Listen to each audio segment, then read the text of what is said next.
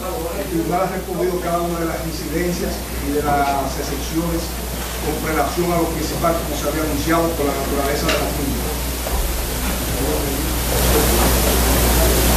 La relación de las sanciones sustantivas dentro del bloque de constitucionalidad, la Convención Americana de Derechos Humanos y otros elementos que convergen al mismo. La reiteración con el artículo 129, siguiente el Código Procesal Penal, de la naturaleza de la medida de coerción, el sentido y el alcance de la prueba en esta fase procesal, la distinción con relación al contexto de otras fases procesales, las alegaciones de cada uno de los imputados y las indicaciones puntualizadas por el Ministerio Público con respecto a cada uno de ellos. Las atribuciones del juzgado de instrucción especial y la calificación jurídica enunciada por el Ministerio Público. La contestación de cada uno de los medios de defensa. En alusión a los textos que escucharán a seguir, vamos a leer la parte regular de la sentencia con la sabida advertencia de que los plazos para recurrir o impugnar esta decisión corren a partir de que las partes tengan en extenso todo el contenido de la decisión. Secretario, lea el dispositivo, pónganse de pie todos los que son imputados y pongan atención a la sentencia que se va a rendir. Proceda, secretario. Vamos, lea la sentencia. Primero, declara bueno y válido en cuanto a la forma la solicitud de medida de coerción hecha por el Procurador General de la República, doctor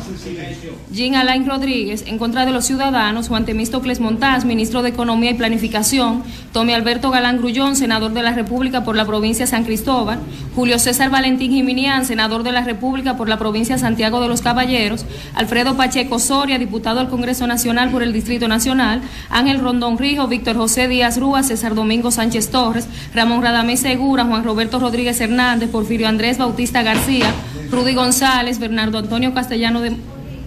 Máximo Leonidas de Oleo Ramírez y Conrado Enrique Pitalú Garceno, a quienes se les sigue la instrucción e investigación por presunta violación a las disposiciones contenidas en los artículos 146 de la Constitución de la República, 123, 124, 125, 166, 167, 169, 170, 171, 172, 265, 266 del Código Penal Dominicano, 2 y 3 de la Ley número 448-06 sobre soborno en el comercio y la inversión, 3, 4 y 18 de la Ley 72-02 sobre lavado de activos proveniente del tráfico ilícito de drogas y sustancias controladas y otras infracciones graves, y 2 y 7 de la Ley número 82-79 sobre declaración jurada de patrimonio por ser conforme a la norma procesal vigente. Segundo, en cuanto al fondo, se imponen contra los imputados las siguientes medidas de coerción. La establecida en el artículo 226 del Código Procesal Penal, numeral 7, consistente en prisión preventiva en contra de Ángel Rondón Rijo por espacio de 1 año, a ser cumplido en la cárcel pública de La Victoria, Víctor José Díaz Rúa y Conrado Enrique Pitalú Garceno por espacio de 9 meses, a ser cumplido en la cárcel modelo de Najayo, Juan Temístocles Montaz, Porfirio Andrés Bautista García y Rudy González por espacio de 6 meses, a ser cumplido en la cárcel modelo de Najayo, César Domingo Sánchez Torres y Máximo Leonidas de Oleo Ramírez por espacio de 3 meses, a ser cumplido en la cárcel modelo de Najayo.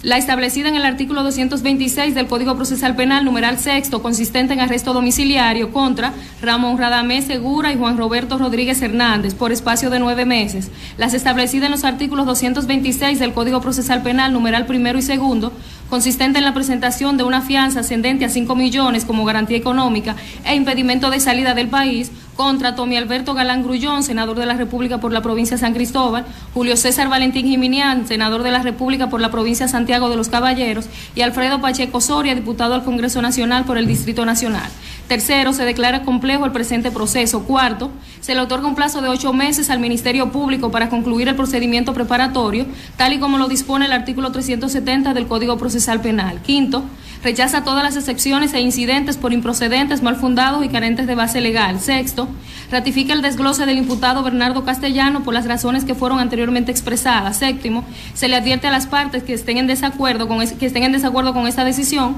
que tienen un plazo de 20 días a partir de la notificación de esta decisión para apelar la misma. Octavo, se declara el proceso libre de costa por tratarse de una fase preparatoria. De pie, por favor.